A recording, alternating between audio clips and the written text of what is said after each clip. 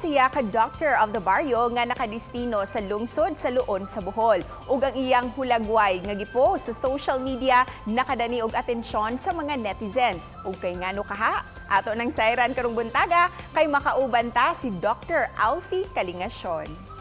Maayong buntag, Doc. Kumusta ang imong kabuntagon, Doc Alfie?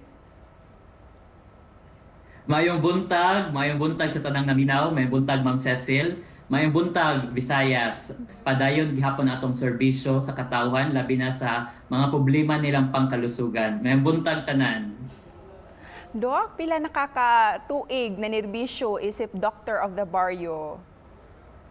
Nagsugod ko ma-deploy sa Department of Health under sa ilang Doctors to the Barrio program sugod last year, January 2020. Hangtod karon mga 1 year og 3 months kong nagpabilin, nagserbisyo diri sa lungsod sa Luon sa Bohol. Kining pagkahimo nimong Doctor of the Barrio, imuha ba jud ning kagustuhan, Doc, nga mo serbisyo ngadto sa mga far-flung areas, sa mga hilit nga mga lugar? Yes ma'am, sabi nga nila kaning mga doctors to the barrios, mao ni ang gitawag nilang road less traveled by most doctors, no? Instead of working as private doctors or in a hospital setting, tungod sa among kasing-kasing na kagustuhan nga moalagad yun sa mga far-flung areas or kaning atong gitawag nga GIDA or geographically isolated or disadvantaged areas, ako gikan nagdako pod sa isa ka lungsod, wala ko nagdako og city life. So nakit-an gyud nako mismo nga there is a lack of doctors practicing in rural health settings, no? Especially those serving the less privileged communities. Og Doc, makapag-good vibes kaayo tong imuhang gipost sa social media diin usa sa imuhang mga pasyente mibayad sa iyahang utang kaniadto. Mamahimo ba nimong i-share, Doc, kining makatandog sa kasing-kasing kasinatian? Last year, around August 2020, una na kong nakita si tatay na naa siya infeksyon sa iyang duwa ka tiil. Mao kini ako siyang gihatagan og reseta para maayo si tatay sa iyahang gibati. Usahay kung naa pa mi available nga mga tambal, ginahatag gyud namo libre sa ilaha kani mga tambala. Ato lang higayuna nga nahutda nami og tambal para kay tatay. So mao to nga ako siyang giresetahan. Pero kabaw ko nga si tatay isa ka boss o isa sa mga gitawag natong indigent population sa atong lungsod, wala gyud ni siya kwarta and dili ko gusto muuli siya nga dili maayo.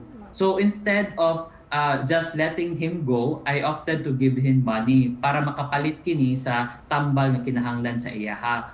Na-shock lang ko nga after 6 months nibalik kini sa ako kaingon ko magpakonsulta lang siya usog kay naa siya laing gibati, pero pag adto niya sa ako nitunol ni siya og sobre nga naay sulod nga kwarta. Og didto ko na shock og na amaze at the same time, no, kay kabalo ko nga kaning iyang kwarta nga gihatag, grabe niyang tinigom ani para lang makabayad. Didto ko nga pinaka nagpahubos maayo nga grabe kani mga tawo nga walang-wala gyud sa kinabuhi, sila pag gyud naay murag pure heart og dignity para sa ilahang pasalamat o gratitude sa mga services nga atong nahatag.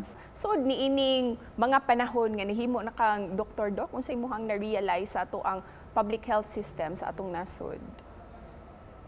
Mao kini ang isa ka realidad, no, sa Pilipinas. Lisod jud kaayo ang healthcare system sa atong nasod. Mao makasabot ko usahay nga naay mga healthcare professionals nato sama sa doctors ug nurses nga mo-opt mo gawa sa Pilipinas for a greener pasture. Pero kung kitang tanan inanip og paghunahuna, kinsa naman lamang ang mabilin para mo serbisyo ug moalagad sa ato ang mga co-Filipinos, especially the less privileged and marginalized communities. So maunta ni isa ka realization nga mas dapat daghan pa untang mualagad o mustay diri sa Pilipinas para mo serbisyo sa atong mga katawhan. Para nimo, Doc, unsay kinahanglan sa ato ang mga baryo dinhi sa Central ug sa Eastern Visayas base sa imuhang kasinatian dinha sa Luon? Isa sa pinaka-importante nga kinahanglan gyud, no, ang gitawag itong health prioritization. Mao gyud ni isa sa pinaka-importanteng butang na kinahanglan para ang isa ka nasod mo asenso. Sabi nga nila, di ba, health is wealth.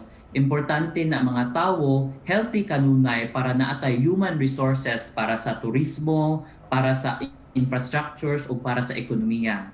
Isa sa importante pud kaayo ang mudaghan pa ang mga healthcare workers sama sa doktor, nurses, midwives, mga medtech na naay kasing-kasing nga moalagad yun para sa serbisyo, especially working in rural communities kay gamay ra gyud kayo mi. Pero para nimo Doc, despite all the struggles, unsa pud ang mga rewards sa gipili nimong serbisyo isip usa ka public health worker, Dr. to the Barrio? Isa siguro sa pinaka-rewarding na sitwasyon namo is kana lang makadungog mi og dakong pasalamat gikan ani mga tawhana, especially nga kaning mga tawo kabaw gyud ta nga totally walang-wala gyud sa ilang life. So kanang makaingon sila nga first time sila kitag doktor, first time sila nga naay nitabang sa ilaha, it hits differently. Lahi gyud siya nga pag kind of thank you and gratefulness gyud Ma'am Cecil. Before we end this interview, Doc Alfie, unsay imong gustong ibilin nga mensahe para sa ato ang mga viewers? Hinaot nga daghang na-inspire sa storya ni tatay sa iyang kinasing-kasing na pagpasalamat bisan kini nagkalisod sa iyang kinabuhi. And hopefully isa pud ni ka way to inspire future healthcare professionals, not just doctors, nurses and midwives na moalagad og serbisyo sa mga rural health communities because sila gyud ang mas kinahanglan og tabang. And we need more people to help us in order for us to be able to help more people in the community. Thank you very much, Ma'am Cecil. And thank you also, Doc, sa panahon nga imuhang gigahin. Salamat po.